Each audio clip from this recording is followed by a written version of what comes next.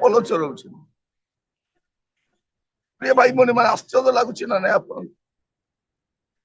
ଯେ ମିଶରରେ ଲାଳିତ ପାଳିତ ହେଲେ, ମିଶ୍ରୀୟ ବିଦ୍ୟାରେ ସେ ପାରଙ୍ଗମ ସୁଶିକ୍ଷିତ ବ୍ୟକ୍ତି, ସେ ଏବେ ମେଷ ପୋଲ ଚରଉଛନ୍ତି। କହିବା ପାଇଁ ଗଲେ ଗୋଟେ ବିଫଳ ବ୍ୟକ୍ତି। ଲୋକେ କଣ ଭାବୁଥିବେ, ମଶା ଗଲା ଆଉ ତାର କିଛି ନାହିଁ, ସେ ଆଉ କିଛି କରିପାରିବ ନାହିଁ, ତାର କାମ ଖତମ। ଆଉ ମଶା ବି ନିଜେ ଭାବୁଥିବେ ଯେ ମୋ ଦେଇ ବୋଧେ ଆଉ କିଛି ହେଇପାରିବନି। ମଶା ନିଜକୁ ଯେ ପ୍ରକାର ଦେଖୁଛନ୍ତି, ମଶାଙ୍କ ଶ୍ୱଶୁର ତାଙ୍କୁ ଯେ ପ୍ରକାର ଦେଖୁଛନ୍ତି, ବା ମଶାଙ୍କ ସ୍ତ୍ରୀ ତାଙ୍କୁ ଯେ ପ୍ରକାର ଦେଖୁଛନ୍ତି, ଈଶ୍ୱର ସେମିତି ଦେଖୁନାହାନ୍ତି। ପରମେଶ୍ୱର ତାଙ୍କ ନିରୂପିତ ସମୟରେ ମଶାଙ୍କ କତିକି ଆସିଲେ, ଆଉ ଲେଖା ଯାଉଛି ଯେ ସେ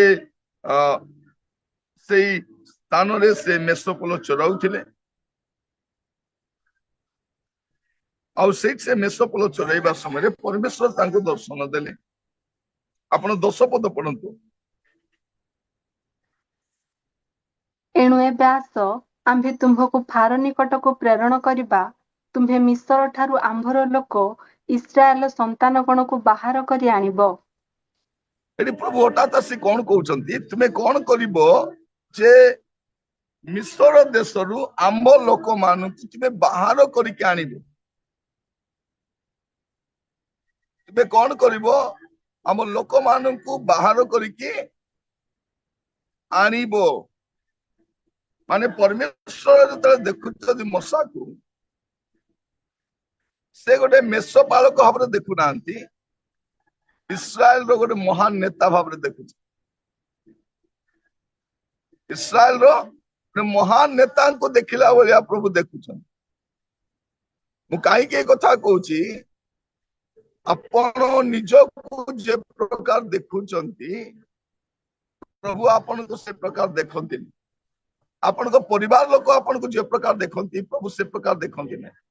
ପରମେଶ୍ୱରଙ୍କ ଦୃଷ୍ଟିଭଙ୍ଗୀ ସମ୍ପୂର୍ଣ୍ଣ ଅଲଗା। ପରମେଶ୍ୱର ଭିନ୍ନ ଭାବରେ ଦେଖନ୍ତି।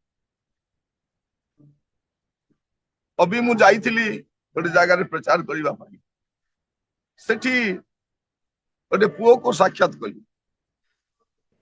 ତାଙ୍କ ନାଁ ହଉଛି ଜନ୍ ଭୂୟାଁ।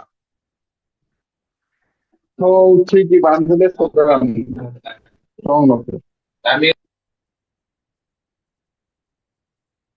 ମୁଁ ସେଇଠି ସାକ୍ଷାତ କଲି ଗୋଟେ ପୁଅଙ୍କୁ, ତାଙ୍କ ନାଁ ହଉଛି ଜନ୍ ଭୂୟାଁ। ଦିନେ ତାଙ୍କ ପାଖରୁ ଫୋନ କଲ ଆସୁଛି ଯେ ତୁମେ କଣ କରୁଛ। ସେ ରିପ୍ଲାଇ ଦଉଛନ୍ତି, ମୁଁ ଛେଳି ଚରାଉଛି ବୋଲିକି। ମୁଁ ବି ଛେଳି ଚରାଉଛି।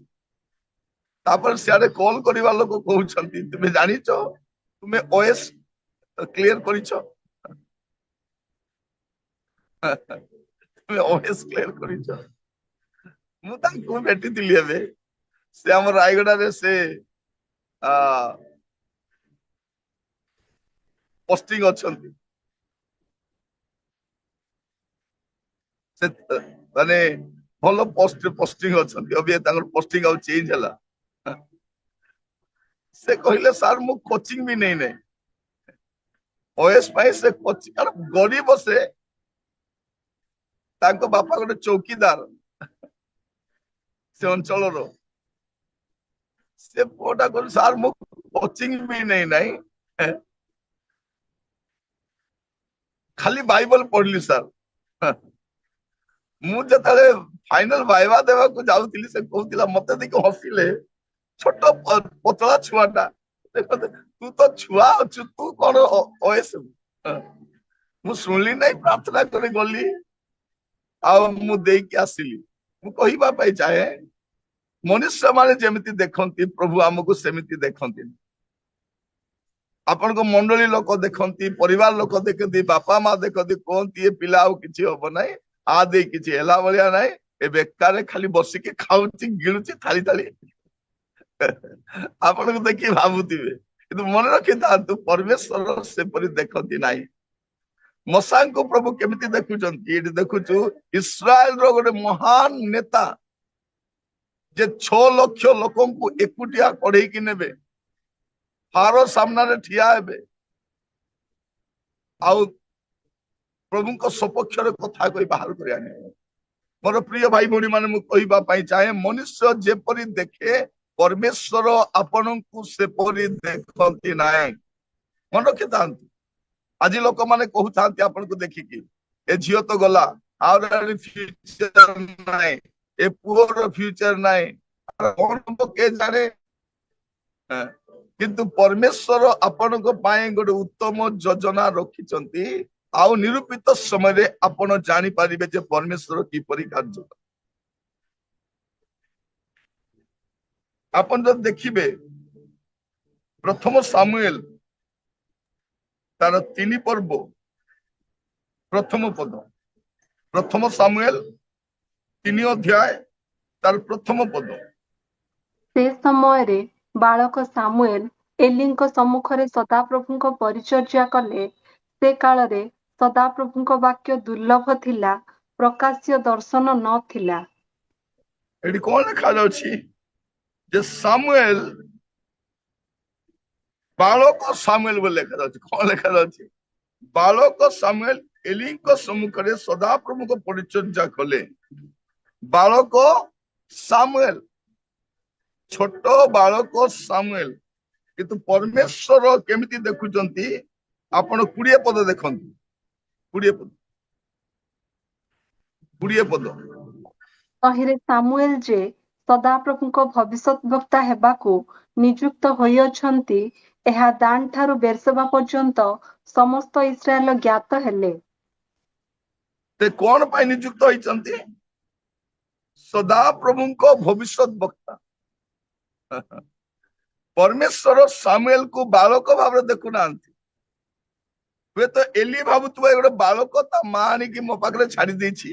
ଲୋକ ଭାବୁଥିବେ ବାଳକ କଣ କରିବ, ଏଇ ବାଳକ କ୍ଷୁଦ୍ର ବାଳକ। କିନ୍ତୁ ପରମେଶ୍ୱର ତାଙ୍କୁ କଣ କରିଛନ୍ତି? ତହିଁରେ ସାମୁଏଲ ଯେ ସଦାପ୍ରଭୁଙ୍କ ଭବିଷ୍ୟତ ବକ୍ତା ହେବାକୁ ନିଯୁକ୍ତ।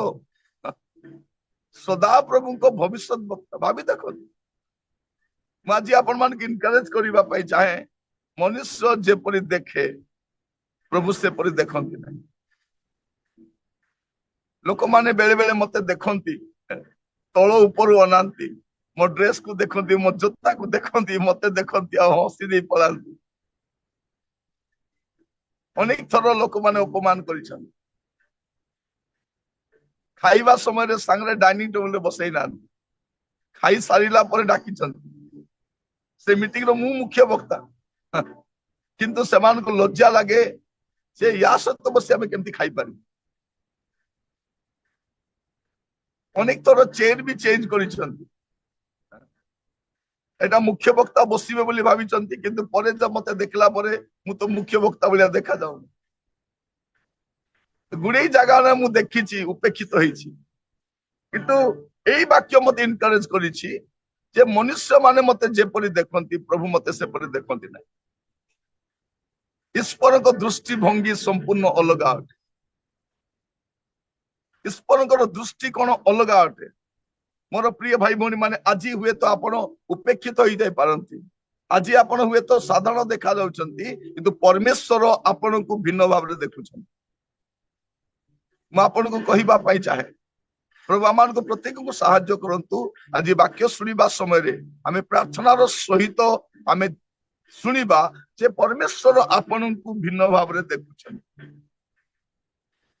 ଆପଣ ଯଦି ଦେଖିବେ ପ୍ରଥମ ସାମୁଏଲ 16 ପର୍ବ ତାର 11 ପଦ। ପ୍ରଥମ ସାମୁଏଲ 16 ପର୍ବ 11 ପଦ। ଏ ଉତ୍ତାରେ ସାମୁଏଲ ଯିଶିକି କହିଲେ, ତୁମ୍ଭର ସବୁ ସନ୍ତାନ କି ଏଠାରେ ଅଛନ୍ତି? ସେ କହିଲା, କେବଳ କନିଷ୍ଠଟି ବାକି ଅଛି, ଆଉ ଦେଖ ସେ ମେଷପଲ ଚରାଉଛି। ତହିଁରେ ସାମୁଏଲ ଯିଶିକି କହିଲେ, ଲୋକ ପଠାଇ ତାକୁ ଅଣାଅ, ସେ ଏଠାକୁ ନ ଆସିବା ପର୍ଯ୍ୟନ୍ତ ଆମ୍ଭେମାନେ ଭୋଜନରେ ବସିବୁ ନାହିଁ। ହଁ, ଏଠି ଆମେ ଦେଖୁଛୁ ଯିଶି ଭାବୁଛି କଣ, ମୋର ଏ ପୁଅ ରଜା ହେବ, ମୋର ସେ ପୁଅ ରଜା ହେବ, ମୋର ସେ ପୁଅ ରଜା ହେବ। ସାମୁଏଲ ବି ଭାବୁଛନ୍ତି କଣ, ହଁ ଇଏ ରଜା ହବ, ଓକେ ଇଏ ବୋଧେ ହବ, ସିଏ ବୋଧେ ହବ। ପ୍ରଭୁ କହିଲେ କିଏ ହବ ନାହିଁ। ସାମୁଏଲ ଭାବିଥିବେ ମୁଁ ରଙ୍ଗ ଘରେ ପଳେଇ ଆସିଲି ନା କଣ ବୋଲି। ମୋର ଗୁଗୁଲ ମ୍ୟାପ ଟା ମତେ ଭୁଲ ଜାଗାକୁ ନେଇ ଆସିଲା ନା କଣ ବୋଲ, ମୁଁ କୋଉଠି ପଳେଇ ଆସିଲି। ତାପରେ ସେ ମୁଣ୍ଡ ଖଟାଇ କହୁଛନ୍ତି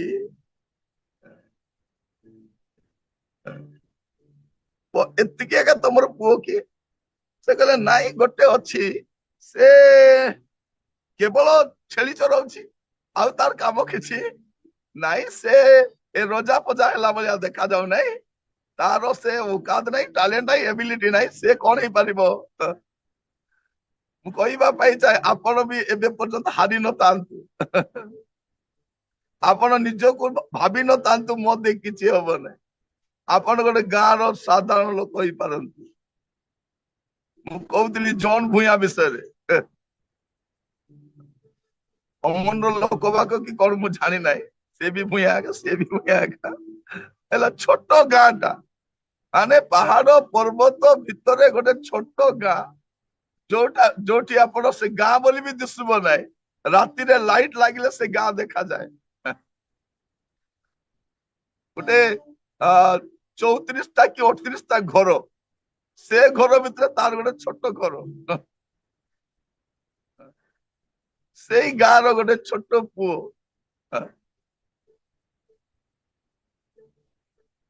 ଗତ ଥର ମୁଁ ଯାଇଥିଲି ମିଟିଂ ରେ, ସେ ଆସିଥିଲା, କହିଲା ସାର୍ ମୁଁ ଓଏସ୍ ଦେବି, ଆପଣ ପ୍ଲିଜ ଟିକେ ମୋ ପାଇଁ ପ୍ରାର୍ଥନା କରୁ।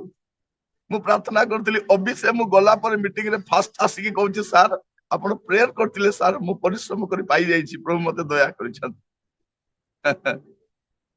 ମୁଁ ତାକୁ କହିଲି ତୁମେ ଏବେ ଓଏସ୍ ଭଳିଆ ଦେଖାଯାଉନ, ବହୁତ ପତଳା ଦେଖାଯାଉଛ, ଟିକେ ଖିଆ ପିଆ କର। କାରଣ ତାଙ୍କୁ ଦେଖିଲେ ବି ଜଣା ପଡିବ ନାହିଁ, ଏବେ ବି ସେ ଷ୍ଟୁଡେଣ୍ଟ ଭଳିଆ ଦେଖାଯାଏ, ପତଳା ଦୁର୍ବଳ ଶରୀର। ପ୍ରିୟ ମାନେ ମୁଁ କହିବା ପାଇଁ ଚାହେଁ, ବେଳେ ବେଳେ ଆମେ ହାରି ଯାଇଥାଉ, ଆଉ ମୋ ଦେଇ କିଛି ହବ ନାହିଁ। ଅନେକ ଭଉଣୀ ମାନେ ଭାବୁଛନ୍ତି ମୋ ଦେଇ କିଛି ହବ ନାହିଁ, ଅନେକ ମା ମାନେ ଭାବୁଛନ୍ତି ମୁଁ ତ ହାରିଗଲି ମା ଭାବରେ। ନାଇଁ, ଆପଣଙ୍କୁ ପ୍ରଭୁ ଗୋଟେ ଗ୍ରେଟ ମଦର ଭାବରେ ବାହାର କରିବେ। ସ୍ୱାସ୍ଥ୍ୟ ପାଇଁ ଆପଣ ହାରି ଯାଇଛନ୍ତି କି? ଭାବୁଛନ୍ତି ମୁଁ ତ ଗଲି, ମୁଁ ତ ଆଜି ନା କାଲି ମରିଯିବି। ନାଇଁ, ଆପଣ ଭାବନ୍ତୁ ନାହିଁ। ମାନେ ମା ହଉଛି ରିଅଲ ଫାଇଟର, ସେ କେବେ ହାରେ ନାହିଁ, ମା କେବେ ହାରେ ନାହିଁ।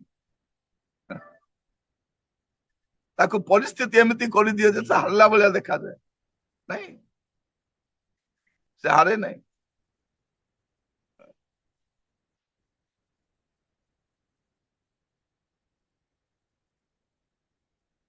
ମୁଁ ମୋ ମାଙ୍କୁ ମେଡିକାଲରେ ନେଇଥିଲି, ଆଉ ସେ ମରିବାର ପୂର୍ବ ରାତିରେ ସେ ଆଖି ଦେଖିଲା।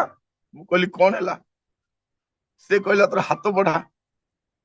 ମୁଁ ମୋର ହାତ ନେଲି, ତା ହାତରେ କଣ କଣ ଲାଗିଛି, ସେ ମୋ ହାତକୁ ନେଲା, ଆଉ ସେ ଉଠେଇଲା, ଆଉ ତା ମୁଣ୍ଡ ପର୍ଯ୍ୟନ୍ତ ନେଲା, ଆଉ ଏମିତି କଲା।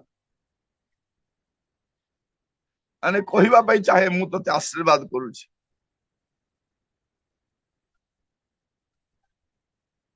ମା କଣ କରିପାରେ? ମା ମରିବା ପୂର୍ବରୁ ବି ଆଶୀର୍ବାଦ କରିପାରେ।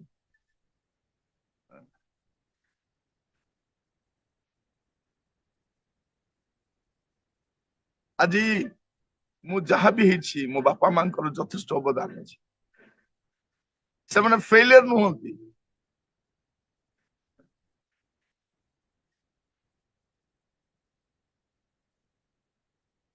ଗୋଟେ ସାଇଲେଣ୍ଟ ମଦର, ଗୋଟେ ସାଇଲେଣ୍ଟ ମଦର ଗୋଟେ କଥା କୁହା ପୁଅକୁ ଜନ୍ମ ଦେଇଛି, ଆଉ ମୋର କଥା ଶୁଣିବା ପାଇଁ ଲୋକମାନେ ଅପେକ୍ଷା କରୁଛନ୍ତି। କିଛି ନୁହେଁ,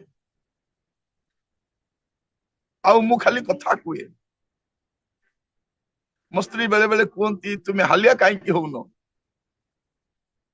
ମୁଁ ଗୋଟେ କଥା କୁହେ, ମୋର କାମ ହଉଛି କଥା କହିବି, ମୋର ଆଉ କିଛି କାମ ନୁହେଁ, ମୁଁ କେବଳ କଥା କହିବି। ପ୍ରିୟ ମାନେ ମୁଁ କହିବା ପାଇଁ ଚାହେଁ ଯେ ପରମେଶ୍ୱର ଯେତେବେଳେ ଦେଖୁଛନ୍ତି ସାମୁଏଲ କୁ ପଠେଇଲେ ତୁମେ ଯାଅ, ଯେଶୁଙ୍କ ଘରକୁ ଯିବ, ସେଇ ପରିବାରରେ ମୁଁ ଜଣକୁ ରାଜା କରିଛି। ଏଠି ଦେଖନ୍ତୁ ଏଇ 11 ପଦରେ ମାନେ ଦାଉଦଙ୍କର ମର୍ଯ୍ୟାଦା ନା ଭାଇ ମାନଙ୍କ ପାଖରେ ଅଛି ନା ବାପା ପାଖରେ ଅଛି, କିନ୍ତୁ ଏମିତି ଜଣେ ବ୍ୟକ୍ତିଙ୍କୁ ପ୍ରଭୁ ବାଛିଛନ୍ତି। ଆପଣ ପ୍ରଥମ ପଦ ପଢନ୍ତୁ, ପ୍ରଥମ ସାମୁଏଲ 16 ପର୍ବ ପ୍ରଥମ ପଦ। ଅନନ୍ତର ସଦାପ୍ରଭୁ ସାମୁଏଲଙ୍କୁ କହିଲେ, ତୁମ୍ଭେ କେତେ କାଳ ସାଉଲ ପାଇଁ ଶୋକ କରିବ? ଆମ୍ଭେ ତ ତାହାକୁ ଇସ୍ରାଏଲ ଉପରେ ରାଜା ହୋଇଥିବା ପାଇଁ ତୁଚ୍ଛ କଲୁ। ତୁମ୍ଭେ ଆପଣା ଶୃଙ୍ଗ ତୈଳରେ ପୂର୍ଣ୍ଣ କରି ଚାଲ। ଆମ୍ଭେ ତୁମ୍ଭକୁ ବେଥଲେହେମିୟ ଯିସି ନିକଟକୁ ପଠାଇବା, କାରଣ ତାହାର ପୁତ୍ରମାନଙ୍କ ମଧ୍ୟରେ ଆମ୍ଭେ ଆପଣା ପାଇଁ ଏକ ରାଜା ଦେଖିଅଛୁ। ପ୍ରେଜ ଦ ଲର୍ଡ। ପ୍ରଭୁ କଣ କହୁଛନ୍ତି ଯେ ମୁଁ ଗୋଟେ ରାଜାକୁ ଦେଖିଛି, ମୁଁ ଗୋଟେ ମେଷପାଳକକୁ ଦେଖି ନାହିଁ, ଗୋଟେ କ୍ଷୁଦ୍ର ମେଷପାଳକକୁ ଦେଖି ନାହିଁ, ମୁଁ ଗୋଟେ ରାଜାକୁ ଦେଖିଛି। ଆଜିର ପ୍ରସଙ୍ଗ ହଉଛି ଈଶ୍ୱରଙ୍କ ଦୃଷ୍ଟିଭଙ୍ଗୀ। ଈଶ୍ୱର କିପରି ଦେଖନ୍ତି? ମୋର ପ୍ରିୟ ଭାଇ ଭଉଣୀ ମାନେ, ମନୁଷ୍ୟ ଯେପରି ଦେଖେ ଈଶ୍ୱର ସେପରି ଦେଖନ୍ତି ନାହିଁ। ଈଶ୍ୱରଙ୍କ ଦୃଷ୍ଟିଭଙ୍ଗୀ ଭିନ୍ନ ଅଟେ। ଆପଣଙ୍କ ପୁଅ ଝିଅଙ୍କ ପାଇଁ ଆପଣ ହାରି ଯାଆନ୍ତୁ ନାହିଁ। ପରମେଶ୍ୱରଙ୍କର ଉତ୍ତମ କାମ ଏବେ ବି ବାକି ଅଛି। ଉତ୍ତମ କାମ ଏବେ ବି ବାକି ଅଛି। ପରମେଶ୍ୱର ମହତ୍ କାର୍ଯ୍ୟ କରି ଅଭି ଗୋଟେ ମିଟିଂ ରେ ମୁଁ ଯାଇଥିଲି, ଗୋଟେ ଝିଅଟା ଆସି ସେ କାନ୍ଦିକି କହୁଛି ଯେ ସାର୍ ମୋର ବାପା ମା କେହି ନାହାନ୍ତି, ମୋର କେହି ନାହାନ୍ତି ସାର୍। ମାନେ ମିଟିଂ ସରିଲା, ସମସ୍ତେ ଯିବା ପାଇଁ ବ୍ୟସ୍ତ, ସେ ଛୁଆଟା ଆସି କହୁଛି ସାର୍ ମୋର କେହି ନାହାନ୍ତି। ମୁଁ କହିଲି ତୁ କେମିତି କହୁଛୁ ତୋର କେହି ନାହାନ୍ତି? ତୋର ପରା ପ୍ରଭୁ ଅଛନ୍ତି, ତୋ ସହିତ ପରା ପ୍ରଭୁ ଅଛନ୍ତି। ମୁଁ ତା ପାଇଁ ପ୍ରାର୍ଥନା କଲି, ଆଉ ତାକୁ ପଠେଇଲି। ସେ ମତେ ଅନେଇ ଥାଏ, ଆଖିରେ ତାର ଲୁହ ବର୍ତ୍ତି ଥାଏ। ବୋଧେ ସେ କହିବା ପାଇଁ ଚାହୁଁଥିଲା ମୁଁ ତାକୁ ନେଇ ଆସିବି ବୋଲି, ମାରେ ମୁଁ ଅଛି ତୁ ମୋ ସହିତ ଚାଲ ବୋଲି। ପରେ ମୋ ସ୍ତ୍ରୀଙ୍କୁ କହିଲି, ସେ ଝିଅଟା ଏମିତି କହୁଥିଲା ଯେ ବାପା ମୋର କେହି ନାହାନ୍ତି। ମତେ ମୋ ସ୍ତ୍ରୀ କହିଲେ, ତୁମେ କହିଥାନ୍ତ ଚାଲ ଆମ ଘରକୁ ଯିବା ବୋଲି, ଆମେ ଅଛୁ। ମୁଁ ତାକୁ ଗୋଟେ କଥା କହିଲି, ଆମେ ତ ଆଜି ଅଛୁ, କାଲିକି ଥିବୁ ନା ନାଇଁ ଜାଣିନାହୁଁ, କିନ୍ତୁ ମୋର ପ୍ରଭୁ ତା ସହିତ ଅଛନ୍ତି। ମୁଁ ତାକୁ ଏଇ ଆଶ୍ୱାସନା ଦେଇ ପଠେଇଲି, ପ୍ରାର୍ଥନା କଲି। ମୋର ପ୍ରିୟ ମାନେ, ମୁଁ ଆପଣଙ୍କୁ କହିବା ପାଇଁ ଚାହେଁ, ଆପଣଙ୍କର ସହିତ କିଏ ଅଛନ୍ତି ନା ନାଇଁ ବଡ ବିଷୟ ନୁହେଁ, ପ୍ରଭୁ ଆପଣଙ୍କ ସହିତ ଅଛନ୍ତି। ଆପଣ ବିଫଳ ନୁହନ୍ତୁ। ଆପଣଙ୍କ ଭିତରେ ଗୋଟେ ସଫଳ ମଣିଷକୁ ପ୍ରଭୁ ଦେଖିଛନ୍ତି। ଆପଣ ବହୁତ କିଛି କରିପାରିବେ। ପରମେଶ୍ୱର ଯେତେବେଳେ, ଏଇଟା ଦାଉଦକୁ ବି ଜଣା ନାହିଁ, ଦାଉଦ ବି ଜାଣି ନାହାନ୍ତି ଯେ ସିଏ ରାଜା ହେବାକୁ ଯାଉଛନ୍ତି। ବାପା ତ ଛାଡ, ଭାଇ ମାନେ ଛାଡ, ଦାଉଦକୁ ଜଣା ନାହିଁ, କିନ୍ତୁ ପରମେଶ୍ୱର ଦାଉଦ ଜାଣିବା ପୂର୍ବରୁ ପରମେଶ୍ୱର ଜାଣିଛନ୍ତି ଏ କଣ ହେବ। ଯେ ମାତୃ ଗର୍ଭରୁ ଗଢିଛନ୍ତି, ସେ ଜାଣିଛନ୍ତି ଏ କଣ ହେଇପାରେ। ଆପଣ ଯଦି ଦେଖିବେ ଜିରିମିୟ ତାର ପ୍ରଥମ ଅଧ୍ୟାୟ ତାର 6 ପଦ, ଜିରିମିୟ 1 ପର୍ବ 6 ପଦ।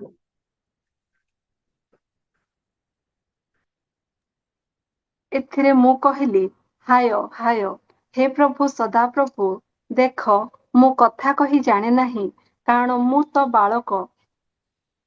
ଏଠି ଜିରିମିୟ କଣ କହୁଛନ୍ତି? ଏ ପ୍ରଭୁ ମୁଁ ତ କଥା କହି ଜାଣେ ନାହିଁ, ମୁଁ ତ ବାଳକ, ମୁଁ ଗୋଟେ ବାଳକ ପ୍ରଭୁ, ମୁଁ ତ କଥା କହି ଜାଣିନାହିଁ। 10 ପଦ ପଢିବେ।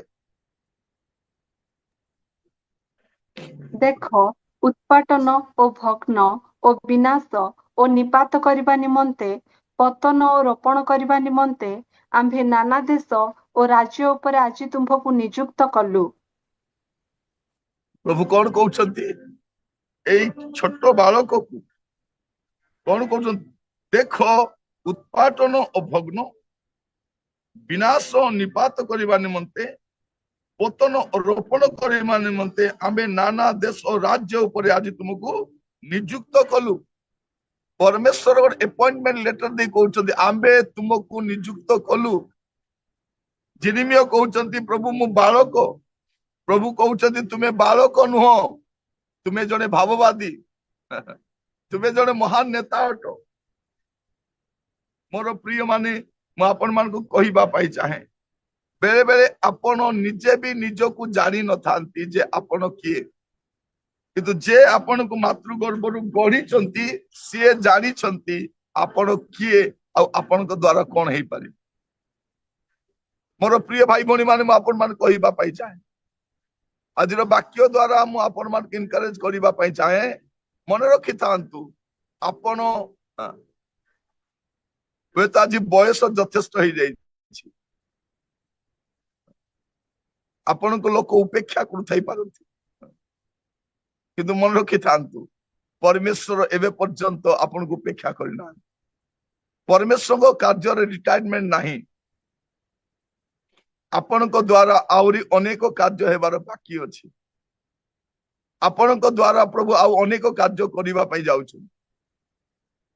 आपण निज विषय जी जानती ना प्रभु ताठारु अधिक जानती आ प्रभु आपण द्वारा महत कार्य करेंगे आपण हुए तो गोटे गाँव रु आसई पारती आपण हुए तो गोटे छोट विलेज रे पारती आपण को पृष्ठभूमि भल न थाई पारे आपण को शिक्षागत योग्यता भल न थाई पारे कारण परमेश्वर एबिलिटी देखती ना एवेलेबिलिटी देखती से एबिलिटी देखती ना एवेलेबिलिटी देखती किए अच्छी आमे कहा को पठेबा किए आम जीव आपण जदि कहे मु अच्छी प्रभु पठाइबे पचारे ना तोर शिक्षागत योग्यता कौन प्रभु जो शिष्य मान को बाछिले शिक्षागत योग्यता देखी ना से एवेलेबिलिटी देखिले जने व्यक्ति रास्ता रे कर आदाय करुछंती प्रभु कहले मोर अनुगमन कर से सहीटा से छाड़ी की बाहरी आसिले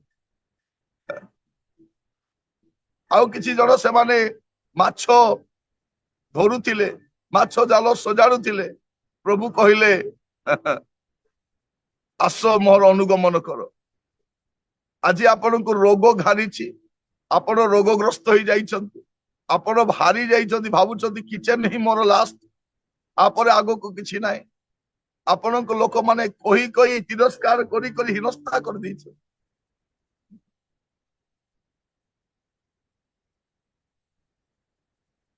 आपण को पाखरे हुए तो आज पल नाही अभिज्ञता अछि आपण को द्वारा आउ गुडे काम हेबार बाकी अछि एबे पर्यंत प्रभु पूर्णच्छेद लिखि ना मोर प्रिय भाई भौणी माने मु प्रभु को धन्यवाद देवा पई चाहे जे परमेश्वर आम दे कौन करबा पई चाहंती से ही जानती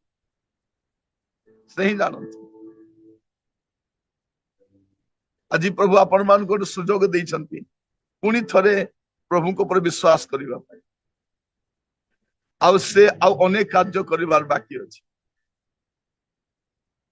प्रभु को नाम रो स्तुति हो आपण जो देखिबे विचारकर्ता 6 पर्व तारो 11-12 पद विचारकर्ता 6 पर्व तार 11 और 12 पद ଅନନ୍ତର ସଦାପ୍ରଭୁଙ୍କର ଦୂତ ଆସି ଅବିଏସ୍ରିୟ ଜୋୟାସର ଅଧିକାର ସ୍ଥିତ ଅଫ୍ରାରେ ଅଲନ ବୃକ୍ଷ ମୂଳରେ ବସିଲେ। ତତ୍କାଳେ ତାହାର ପୁତ୍ର ଗିଦିଓନ ମିଦିୟନୀୟମାନଙ୍କ ଠାରୁ ଗହମ ଲୁଚାଇବା ପାଇଁ ଦ୍ରାକ୍ଷାରସ କୁଣ୍ଡ ଭିତରେ ତାହା ମଳୁଥିଲେ। ତହିଁରେ ସଦାପ୍ରଭୁଙ୍କ ଦୂତ ତାହାକୁ ଦର୍ଶନ ଦେଇ କହିଲେ, ହେ ମହାବିକ୍ରମଶାଳୀ ଲୋକ, ସଦାପ୍ରଭୁ ତୁମ୍ଭ ସଙ୍ଗେ ଅଛନ୍ତି। ଏଠି ଆମେ କଣ ଦେଖୁଛୁ? ଗିଦିଓନ କଣ କରୁଛନ୍ତି? ସେ ମିଦିୟନୀୟ ମାନଙ୍କ ଠାରୁ ଡରିକି ସେ ଦ୍ରାକ୍ଷା କୁଣ୍ଡ ଭିତରେ ଗହମ ମୂଳୁଛନ୍ତି। ଡରିକି ଏମିତି ଡରୁଆ ଲୋକକୁ ସଦାପ୍ରଭୁଙ୍କ ଦୂତ ତାଙ୍କୁ ଦର୍ଶନ ଦେଇ କହୁଛନ୍ତି, ହେ ମହାବିକ୍ରମଶାଳୀ ଲୋକ, ସଦାପ୍ରଭୁ ତୁମ ସଂଘରେ ଅଛନ୍ତି। କାହାକୁ? ଗୋଟେ ଡରୁଆ ଲୋକକୁ ସେ ଭାବୁଛି ମୁଁ ଡରୁଆ ଲୋକ ମୋ ଦେଇ କିଛି ହେବ ନାହିଁ। ପ୍ରଭୁ କହୁଛନ୍ତି ଏ ମହାବିକ୍ରମଶାଳୀ ଲୋକ, ଇଏ ଭାବିଥିବେ ଆହୁରି କାହାକୁ କହୁଛନ୍ତି ବୋଲି କରି। ନାଇଁ ନାଇଁ ୟୁ ୟୁ ୟୁ ତତେ ଆକା କହୁଛି, ତୁମକୁ ଆକା କହୁଛି, ତୁମେ ଆକା ସେଇ ଲୋକ। ମୋର ପ୍ରିୟ ମାନେ, ପ୍ରଭୁ ଆପଣ ମାନଙ୍କୁ କହିବା ପାଇଁ ଚାହାନ୍ତି, ମୁଁ ଲୋକମାନଙ୍କ ପରି ଦେଖେ ନାହିଁ। ମନୁଷ୍ୟ ଯେପରି ଦେଖେ ପରମେଶ୍ୱର ସେପରି ଦେଖନ୍ତି ନାହିଁ। ପ୍ରଭୁ ଯେତେବେଳେ ମଶାଙ୍କୁ ଦେଖୁଛନ୍ତି ଗୋଟେ ମେଣ୍ଢା ଚରେଇବା ଲୋକ ଭଳିଆ ଦେଖୁନାହାନ୍ତି, ଇସ୍ରାଏଲର ଗୋଟେ ମହାନ ନେତା ଭାବରେ ଦେଖୁଛନ୍ତି। ସାମୁଏଲଙ୍କ ପ୍ରଭୁ ଗୋଟେ ବାଳକ ଭାବରେ ଦେଖୁନାହାନ୍ତି, ସଦାପ୍ରଭୁଙ୍କ ଭାବବାଦୀ ଭାବରେ ଦେଖୁଛନ୍ତି। ଦାଉଦଙ୍କୁ ପ୍ରଭୁ ଗୋଟେ ମେଷ ଚରଉଥିବା, କିଛି କାମକୁ ନାହିଁ ଖାଲି ମେଷ ଚରାଇବା ନୁହେଁ, ଇସ୍ରାଏଲର ମହାନ ରାଜା ଭାବରେ ଦେଖୁଛନ୍ତି। ଇସ୍ରାଏଲରେ ତାଙ୍କ ପରି ରାଜା କେହି ଆସିନାହାନ୍ତି। ଚିରିମିୟକୁ ଗୋଟେ ଛୋଟ ବାଳକ ଭଳିଆ ଦେଖୁନାହାନ୍ତି, କହୁଛନ୍ତି ଆମ୍ଭେ ତୁମକୁ ମନୋନୀତ କରିଅଛୁ, ନିଯୁକ୍ତ କରିଅଛୁ ଗୋଟେ ମହାନ ଭାବବାଦୀ ଭାବରେ। ଗିଦିଓନକୁ ପ୍ରଭୁ କେମିତି ଦେଖୁଛନ୍ତି? ଗୋଟେ ଭୟାଳୁ ଲୋକ ଭାବରେ ଦେଖୁନାହାନ୍ତି, ଗୋଟେ ମହାବିକ୍ରମଶାଳୀ ଲୋକ ଭାବରେ ଦେଖୁଛନ୍ତି। ମୁଁ ଆପଣ ମାନଙ୍କୁ କହିବା ପାଇଁ ଚାହେଁ, ଆପଣଙ୍କ ଦ୍ଵାରା ପ୍ରଭୁ ଅନେକ କାର୍ଯ୍ୟ କରିବେ। ହାରି ଯାଆନ୍ତୁ ନାହିଁ, ପରାସ୍ତ ହେଇ ଯାଆନ୍ତୁ ନାହିଁ। ପରମେଶ୍ୱର ମହତ୍ କାର୍ଯ୍ୟ କରିବା ପରମେଶ୍ୱର। ଏବେ ପର୍ଯ୍ୟନ୍ତ ଗୁଡେଇ ବିଷୟ ବାକି ଅଛି। ବେଳେ ବେଳେ ଆମେ ଭାବୁ ବହିର ସବୁ ପେଜ ସରିଗଲା ପରେ ଭାବୁ ଲାଷ୍ଟ ପେଜ ସରିଗଲା। ଲାଷ୍ଟ ପେଜ ସରିଯାଇ ନାହିଁ, କଭର ପେଜ ଲେଖା ହେବାର ବାକି ଅଛି।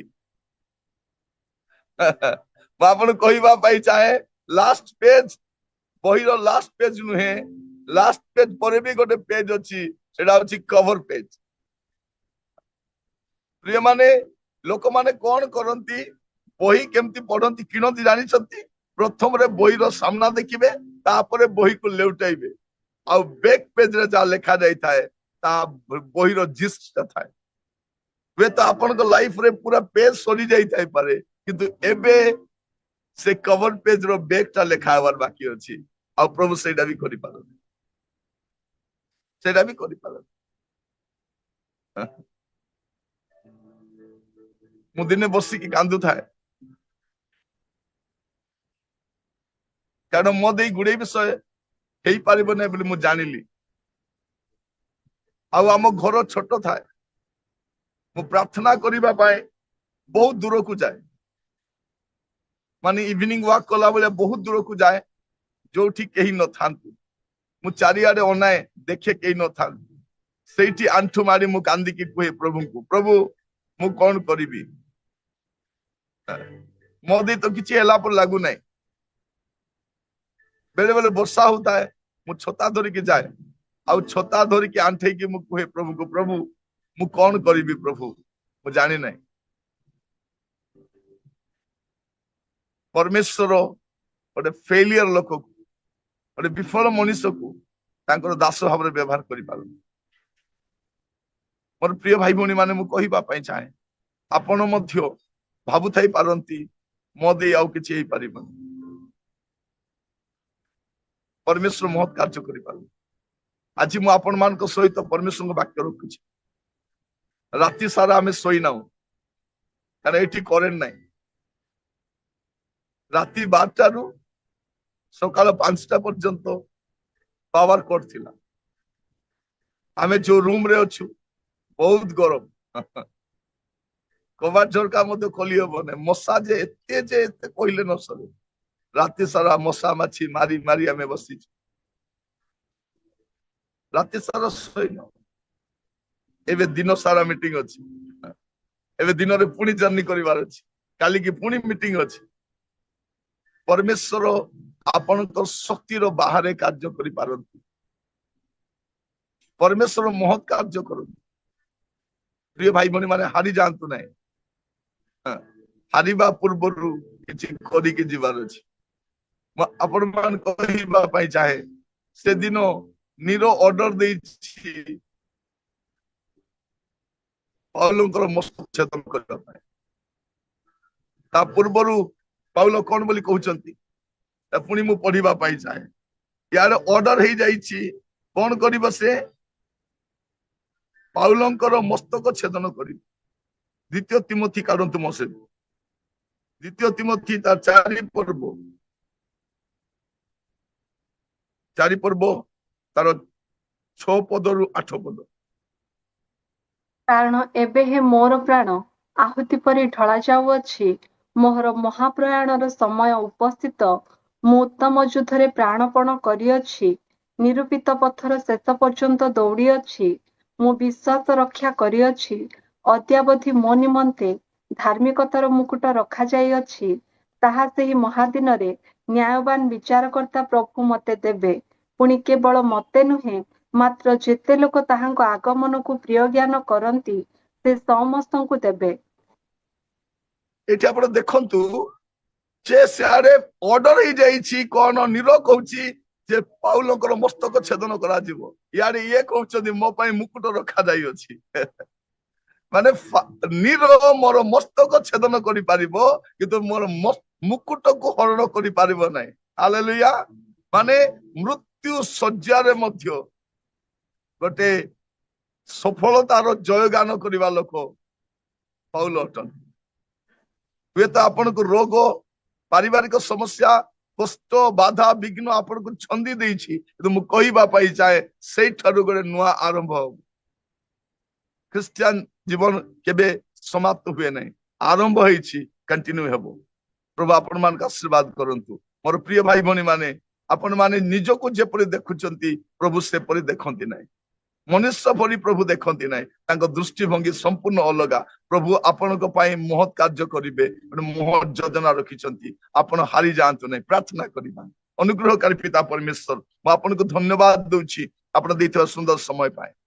ପ୍ରଭୁ ମୁଁ ପ୍ରାର୍ଥନା କରେ, ପ୍ରଭୁ ମୋର ପ୍ରତ୍ୟେକ ଭାଇ ଭଉଣୀଙ୍କ ପାଇଁ, ଯୋଉମାନେ ଆଜି ଭାବୁଛନ୍ତି ମୁଁ ସମାପ୍ତ ହେଇଗଲି, ମୋର ଶାରୀରିକ ଅସୁସ୍ଥତା, ମୋର ପାରିବାରିକ ସମସ୍ୟା, ମୋର ଘରୋଇ ଜଞ୍ଜାଳ ପ୍ରଭୁ ମତେ ଭାଙ୍ଗି ଦଉଛି, କିନ୍ତୁ ପ୍ରଭୁ ଆପଣ କହିବା ପାଇଁ ଚାହାନ୍ତି ପୁଅରେ ଝିଅରେ ତୋ ଜୀବନରେ ଆହୁରି ମହତ୍ କାର୍ଯ୍ୟ କରିବାର ବାକି ଅଛି।